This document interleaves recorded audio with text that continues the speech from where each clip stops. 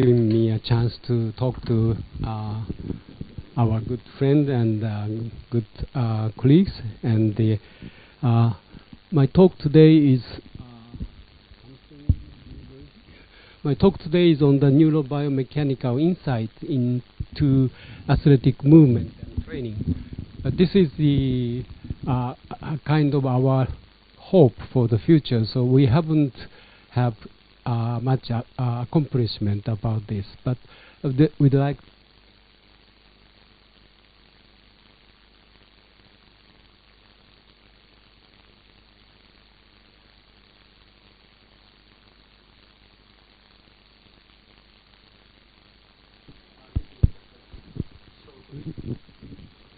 Yeah, no, that one.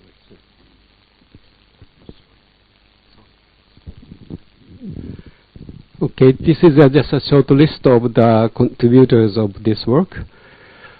So I have shown this video for probably many times, so you might be remembering this, but she is the instructor of walking class, and she was a model, and she can make a very beautiful walk, and she teaches how to walk in a beautiful way.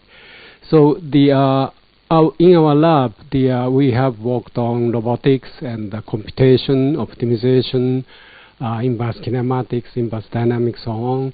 So in our lab, we have so-called the behavior capture studio with motion capture system and force plate and wireless EMG devices and other ones. And taking those kind of information, of course, together in real time, we try to apply robotics algorithms for the analysis.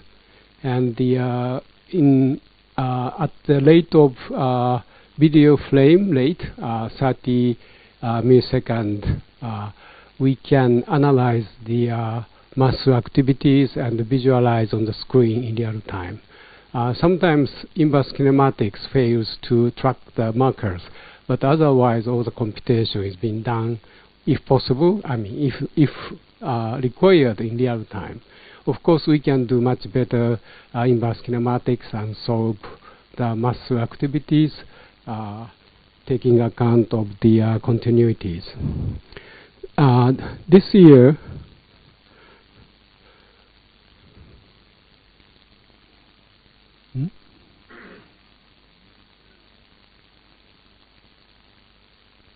maybe no sound, but this year we had a chance to.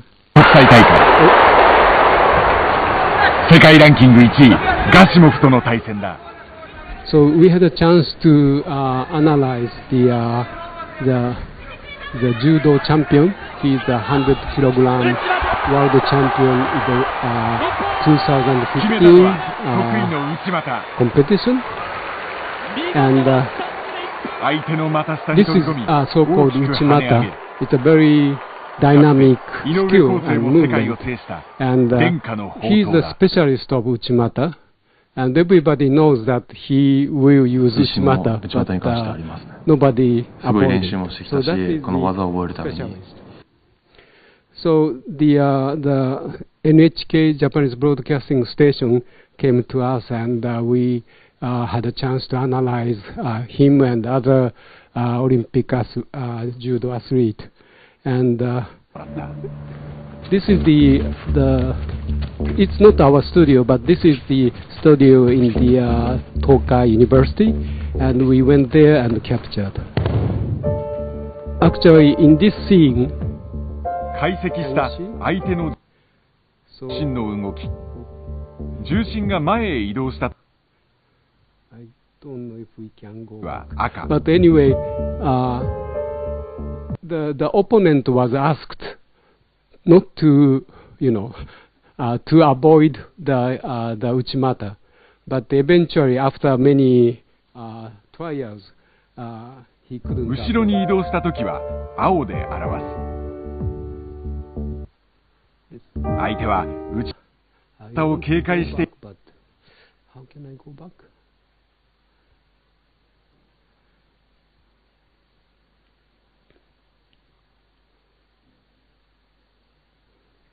Okay.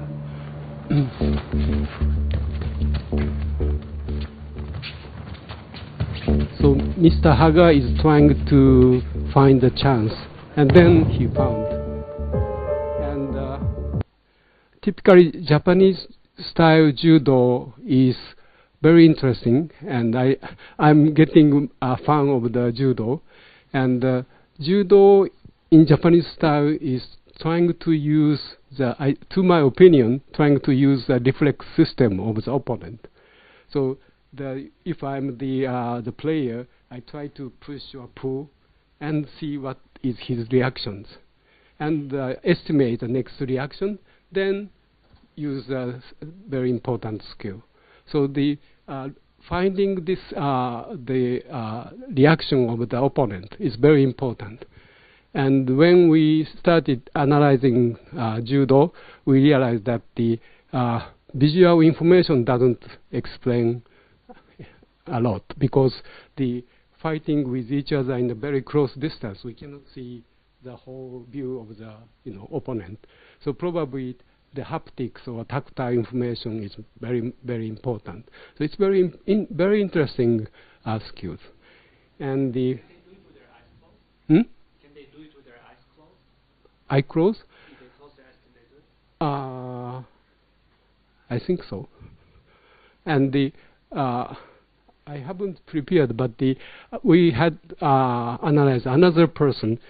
He is a very unique judo player, and he, how can I say, he combined many skills and switch one from other, but he doesn't look at the other opponent side.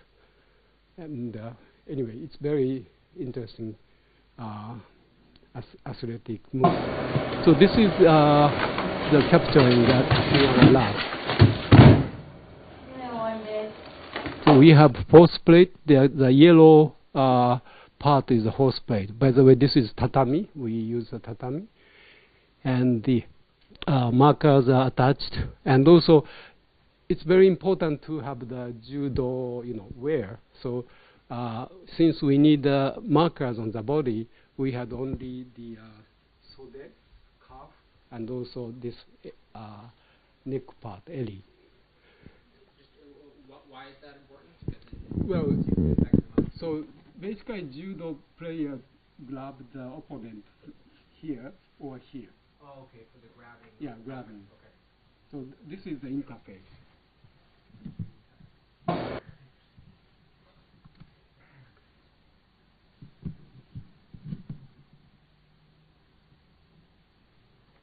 Simple, but this is analysis, and there are some research works too. We have been continuing.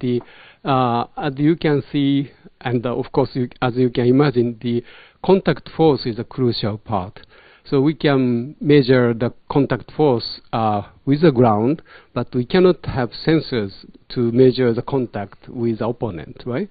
So we have to make some estimations. So that is our recent research, and one of our postdoc is working on this problem. And in this analysis, we made very simple rough estimate of the contact force. Okay, so this is the muscle tension of the Mr. Haga is the top and the opponent side down, and the Mr. Haga we show just two muscles, the right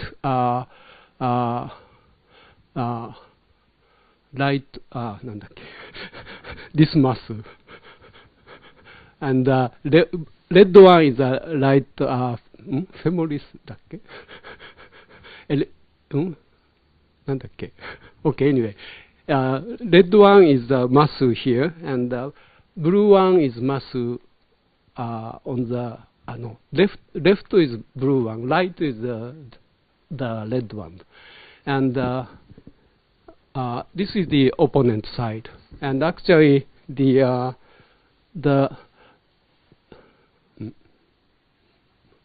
no, actually Okay. Anyway, this you can see very sharp change of the red curve. This is the instance when he finally threw the opponent. And before them, the opponent side. This is the this is the tibialis of the opponent side. This is the left tibialis. So he's trying to not to be, he's protecting here. But eventually, the Mr. Haga succeeded to throw the opponent, and then within this nearly 1 second, the opponent was in the air. He was thrown, and then fell to the ground.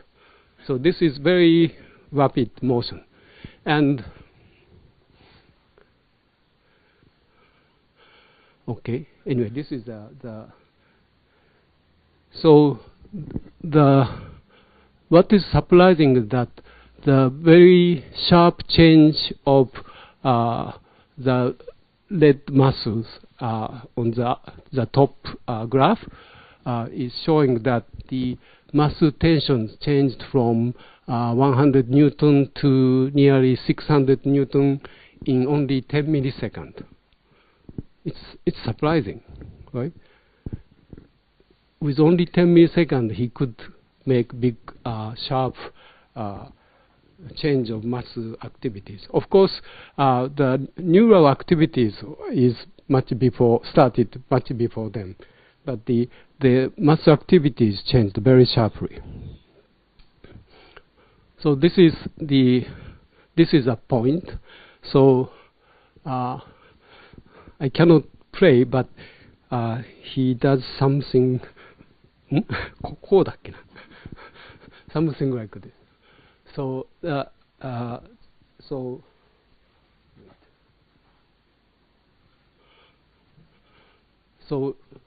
right leg is by left leg he is kicking the opponent, and right leg is just to lift the whole body, himself and the opponent. So the sharp change is very, very important.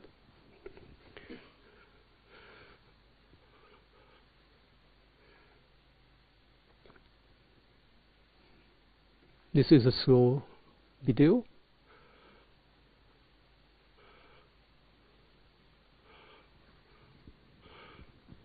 Once I remembered, but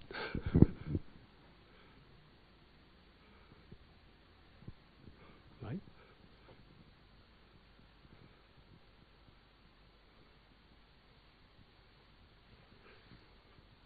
Something like this.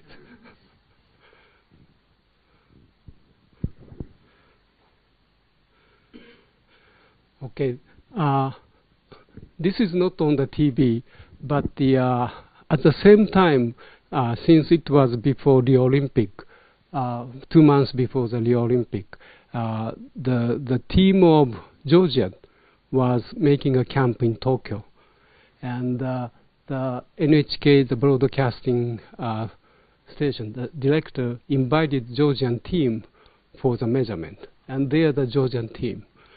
And the style of judo is completely different. If you have seen sumo, the Georgian style of judo is quite close to sumo. And they don't throw the opponent. They are actually rolling the opponent, like sumo. And this is how it works. So he's grabbing the obi, over the shoulder and throw like this. It's not as dynamic as the Japanese judo style, but actually the Georgian team made a big success in the Rio Olympic. So the Mr. Haga and the other person we measured were expected gold, but they were bronze medal. And Georgian took the gold, many gold medals. So the style is very different. I think they don't use reflex. So the judo style is very different. But also we analyze the muscle tension of the athlete, and Georgian athlete and the opponent side. And the style is not as clean or dynamic like the Uchimata of Mr. Haga. So the opponent side is, trying to avoid, and the muscle activity is very complex. But what is surprising also for Georgian athlete is that the left muscle is sharply changing again. So the top athlete like him had same 10 millisecond activation of the muscle tensions. It's surprising.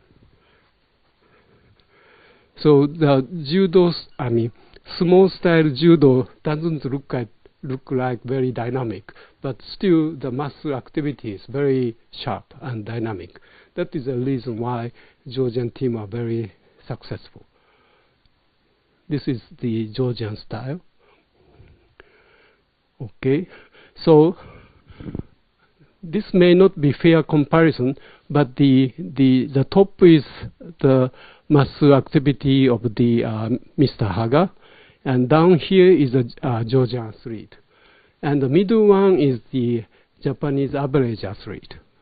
So as you can see, the sharpness here or there are very different from the average athlete. Of course, this doesn't make very fair comparison. He may not be so trained, or he may not be so serious about the motion capturing. But anyway, what we can measure is of course, sensor data, and we can analyze using robotics technology and try to derive the muscle activities or visualize the muscle activities. So up to here, we can only do the analysis, and we are hoping to go into more for training and advising the athlete. So this is the very challenging part. And on the similar line, we have been working a couple of years on the gymnastic motion, typically the pommel force. Why pommel force? One of our friend, actually, one of my friend is was the gymnastic player in Kyoto University, and he worked in Panasonic and retired, but he's still helping the gymnastic team of Kyoto University. So with him and very famous previous gymnast named Yamawaki, and Yamawaki is Olympic gold medalist, and his name is still in the gymnastic. Some gymnastic motion was taken his name. So Mr. Yamawaki is a famous person. Anyway, we had a chance to measure the pommel force motion. Actually, we just measured the simple double leg circular rotations, and we used the motion capturing, and the pommel force was placed on top of the horse plate, and we attached the strain gauges on the leg so that we can sharply detect the point of contact, timing of contact. That is very crucial for us.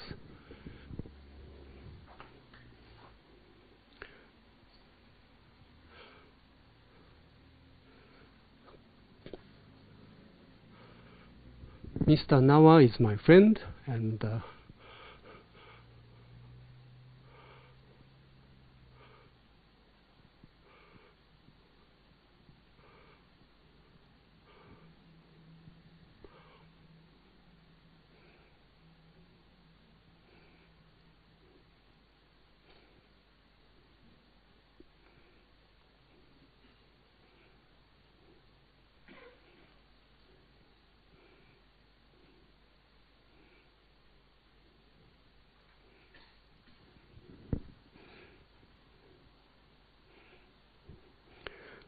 So Mr. Yamawaki is teaching the young athlete.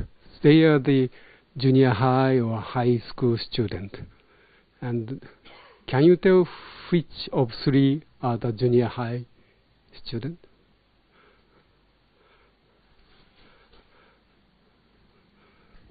I can tell you later. Okay, so we can, of course, analyze the muscle activities. That's fine.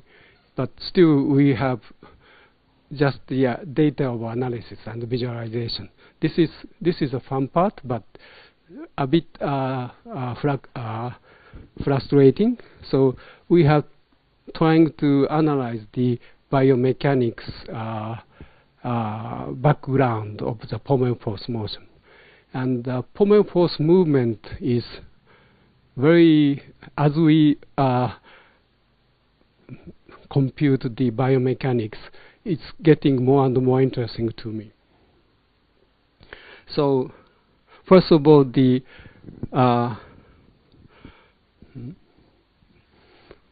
maybe okay, pommel force is pommel force is something like this. This is my head, and this is my face, for example. So pommel force rotate like this. Right? Rotate like this. Simple pommel force rotation like this. So our assumption is that the probably the angular momentum about vertical axis is ideally constant. Right? So this was our first guess. And also, this is not yet done at all, but not only this vertical axis rotation, actually the body, if I fix the body movement, body is always rotating in one direction about its main axis, strangely. So while making this circle, the body is rotating one rotation. This is very important, and this is very interesting thing. So we made some simple analysis based on the centroidal dynamics. Based on the centroidal dynamics, that means that we compute the total linear and angular momentum and evaluate using the axis attached to the center of mass. So whole body linear and angular momentum are analyzed at the point of the center of mass. So for robotics, this is quite simple computation, since we compute all the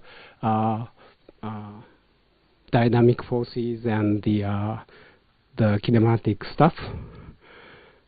Okay, so again, we define vertical axis, and the body axis, main body axis, is not very clear. So we decided to connect the center of two toes and the center of the two hip joint. This is our definition of body main axis. Okay.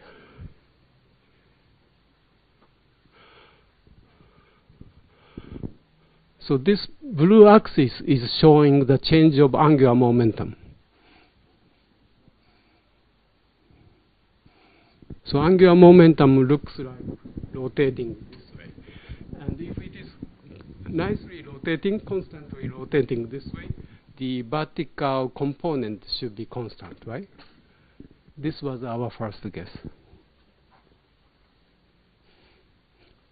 This is the result. This is the vertical component of angular momentum. And at this minus 30, the angular momentum seems to be almost constant, but fluctuating. And fluctuating is not very, irregular. It's quite regularly fluctuating. So we were curious what is going on. So we just draw 4 colored line, red, blue, magenta, and black. So this is one cycle. So 360-degree phase is represented this way. And between here and here is 90 degrees. So if the athlete is doing this, next color is here, next color is here, next color is here, and here. So the fluctuation and phase are synchronizing, very, very well synchronizing.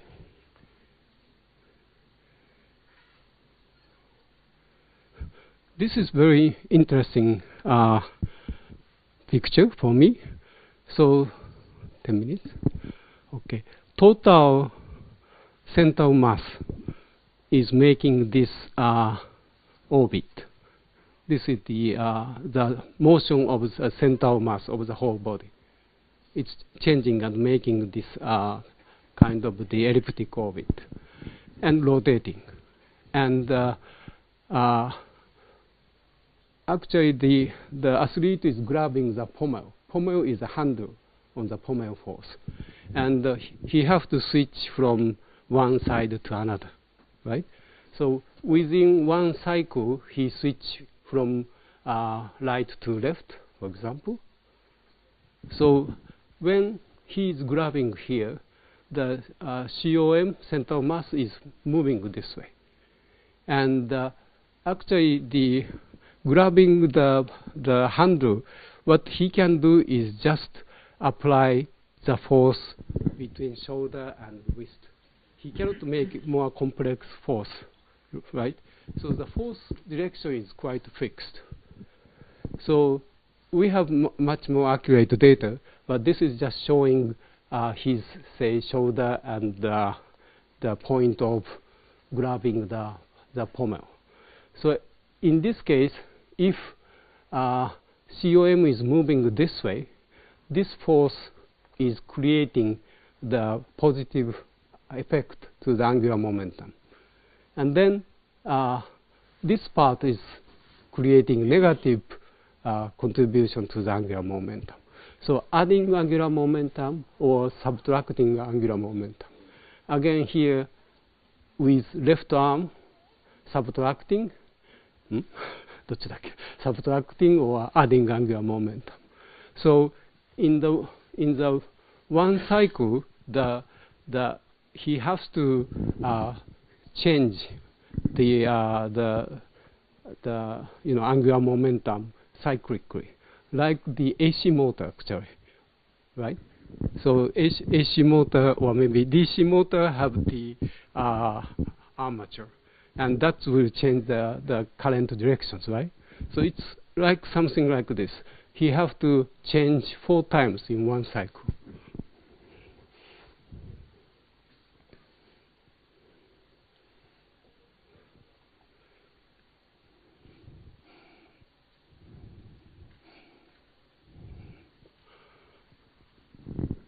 So magenta is showing the force at the arm. So if you look at the magenta and the center of mass, you can analyze the positive contribution or negative contribution to the angular momentum. And about the first question I asked to you, we had 3 young athletes. Actually, the first one is junior high student, and the other 2 are the high school student. And the junior high student is quite small. So he had very fast motion, right?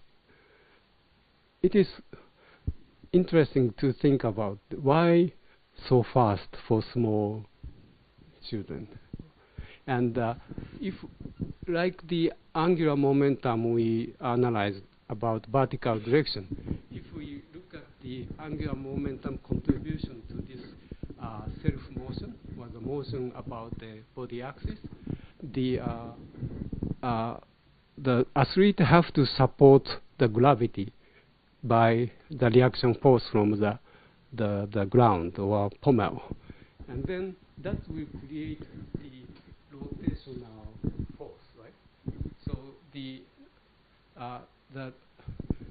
the angular momentum contribution in the body rotation is fixed by his weight, and the velocity or acceleration about body axis is dependent on the inertia of himself. So body mass and the inertia determine the rotational speed. So, if athlete is there, the rotation speed is fixed. There's no choice. It seems to be the reason. Anyway, I have 5 minutes. Okay. So my title is Neuromusculoskeletal Insight. I haven't talked about the neuro part at all, but in our lab, we have worked on the supercomputing application for neuromuscular skeletal model, and this was done from 2011 to 2015. So I just want to show the final result of this project. It is very trivial, but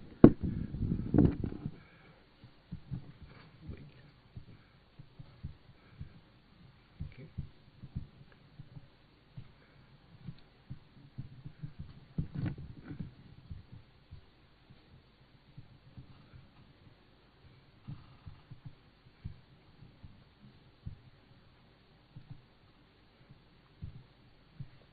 So this is our finite element muscle model. Each muscle is modeled by finite element, and the bones are modeled by rigid body, and their interaction is being computed by supercomputer.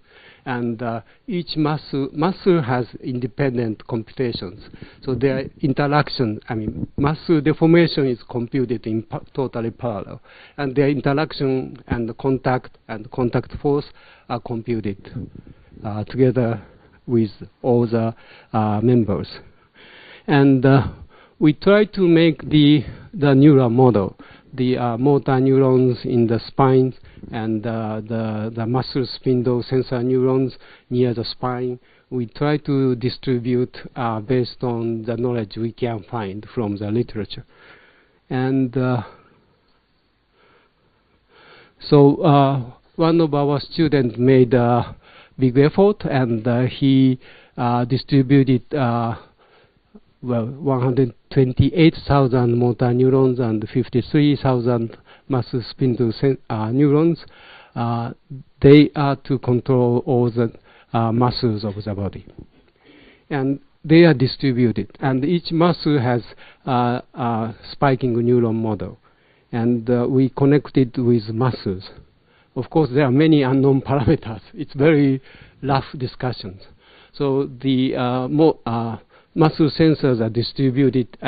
This is the motor neurons, and motor neurons are distributed around the center section of the muscle, and they are distributed this way.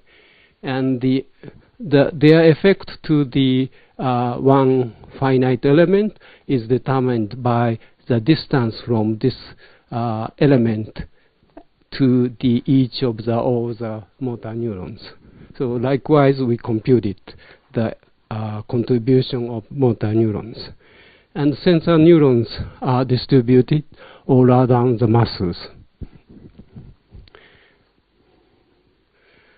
Okay, so just simply we can show that what is going to be the muscle activities when we supplied 10 spikes per second for all the motor neurons. This is very rough discussion.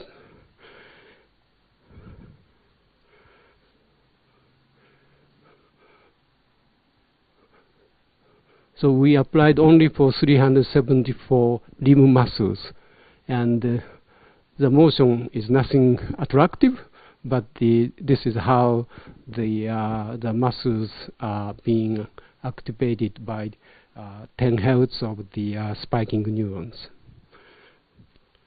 Let me skip. So our project was collaboration with neuroscientists in Okinawa Institute of Science and Technology. Professor Doya's team worked on the Parkinson's disease brain model, and they have very small, large model of small lesion of motor cortex. The area is around 1.3 millimeter cross 1.3 millimeter square, and there are 20 columns, and each column has 37 or 38 neurons. This is what they developed, and they have the model of basal ganglia. That is the area that Parkinson's disease start to develop. So the basal ganglia and motor cortex, their connected model were developed by Okinawa Science Institute and Technology. So we have 400 columns. So we just very brutally connected each column to each muscle. So this is nothing very anatomical or no proof at all, but very bravely we connected one column to one muscle. Okay.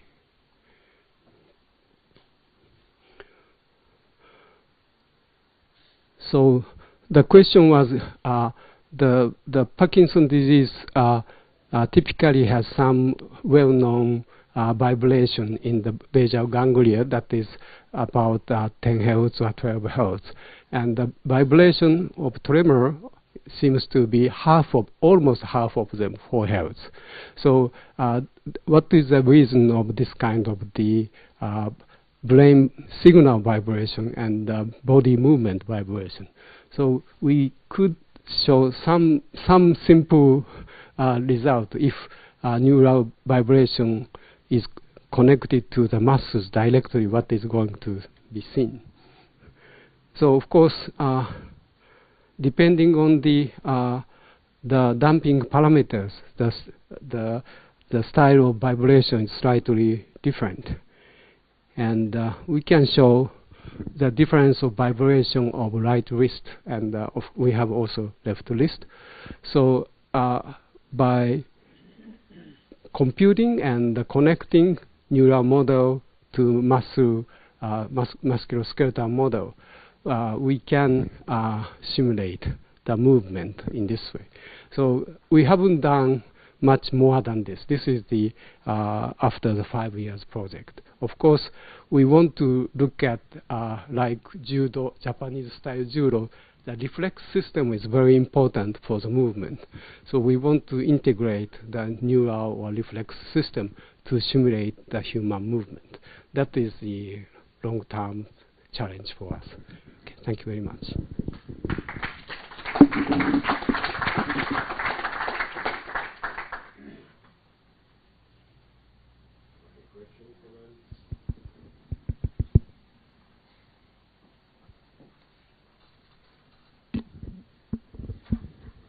Thank you.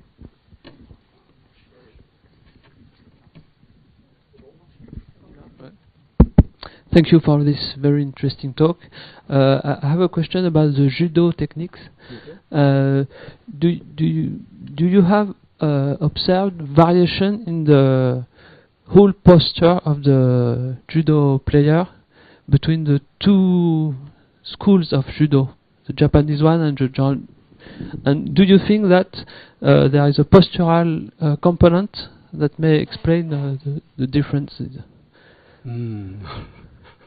It's completely different, like difference between sumo and judo.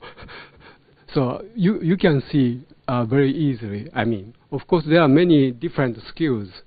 So what Georgians are skilled is what is called tsurikomigoshi. So tsurikomigoshi is also there in Japanese judo, but it's like rolling the opponent, very similar to sumo. So Georgian people, probably they have very strong muscle skill, and they do something like this. And they are big guys, so the over the shoulder, they grab the belt and then rolling. So this is typical style. Of course, they can do many other different types. So we haven't compared very extensively in that way. Thank you. Hi. Great. Sorry. Oh, okay, works. Yeah, I really enjoyed the talk. Do you have any comments on the right level of detail to use for the simulations? Because at the end you have a very detailed musculature model, and but presumably the more details and complexity are in your model, the more parameters you also have to guess at, exactly. and so there's just this trade-off between using details because you know that those details are there and they might be important, versus estimating all the parameters where you're just effectively wildly guessing because who knows what all the parameters are for this super detailed model. And I think we all face these kinds of problems, and so it'd be interesting to have your own opinion on that. Well, it's crucial questions for the muscle or maybe the bond. We can make a quite reasonable guess, and there are many literatures about that. And of course, our model is very simple, uniform, viscoelastic modeling of the muscles. So there is no structure of the the muscles inside. And the most difficult part is the neural system. Very little is known about the neural system, and nobody knows the connection or path from the cortex to the spines. That is missing information, and the property of each the neurons are quite simply modeled by assuming the size of neurons. The response speed is modeled by the conductivity or capacitance of the cell that is determined by the size of cells. So if we can make, actually we are making very rough guess of the size distribution of the neurons. So we can limit the number of unknowns or parameters, but still there are a lot. So one of our ex-postdoc, Manish Srinivasan, worked on the reflex model of the elbow joint, and he did some simple experiment and tried to optimize based on the experiment. But that can be done for very simple joints like elbow, but for whole body it is much more difficult. So maybe we can do more experimental approach for animals. Then we can make good model of the system, and then extend the knowledge to the human. So it's a long way path.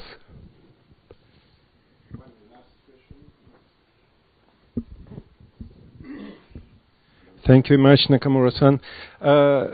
I noticed that you varied your viscosity in the model within a very broad range, at least an order of magnitude, if not more. So I have a couple of questions. The first one, two parts to that question. The first one, do you consider velocity-dependent reflexes as part of your velocity-dependent reflex changes in muscle activation as part of your viscosity component in your model? So are you asking about reflex? No, do you consider, is your viscosity estimates in your model, do they reflect also the reflex action, velocity dependent, because muscle spindles are sensitive to reflexes? So our viscosity is not based on physical knowledge. We just chose the viscosity of the continuous viscoelastic model, so that the movement shows quite stable. Okay. We made the model of the neurons, but there is no reflex fixed in the model. So no reflex system at this moment. And also, with your magnitudes of viscosity, is your system underdamped? Overdamped. Overdamped. Actually. the alpha 0 we've provided is quite well overdamped. Okay, thank you. Actually, we don't have any other, tissue or skin or other part, so we have to have the quite large damping to be stable. Thank you. Thank you. Then thank you again.